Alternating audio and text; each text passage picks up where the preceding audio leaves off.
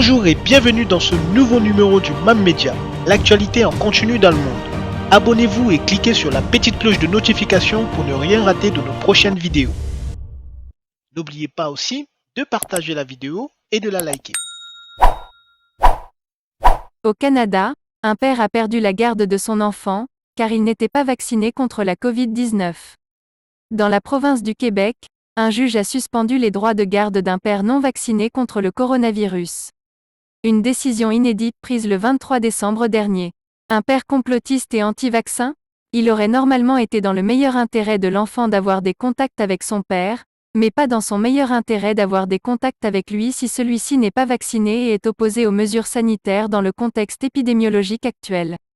C'est ce qu'a déclaré le tribunal, d'après le média québécois Le Devoir. Mi-décembre, le père fait une demande de modification des droits d'accès et la mère s'y oppose immédiatement. Le fait qu'il ne soit pas vacciné était préoccupant pour elle, puisque l'adolescent faisait des allers-retours entre les foyers et pouvait donc transmettre le virus d'une maison à l'autre. De plus, le père a en partie perdu ses droits, car il serait un complotiste et un anti-vaccin. Ses droits réévalués en février. En effet, des posts douteux ont été retrouvés sur le Facebook du père de famille qui révèlent des positions assez claires contre le vaccin et les mesures sanitaires liées à la pandémie de Covid-19.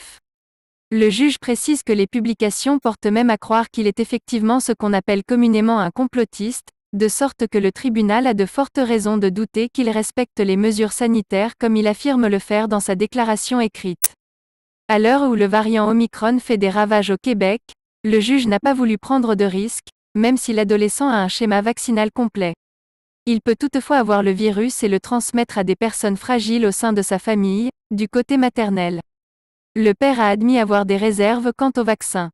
La décision est valable jusqu'au mois de février 2022, date à laquelle les droits seront réévalués. N'oubliez pas de vous abonner et surtout de cliquer sur la cloche de notification. Likez la vidéo si ce n'est pas déjà fait. Laissez aussi votre point de vue en commentaire.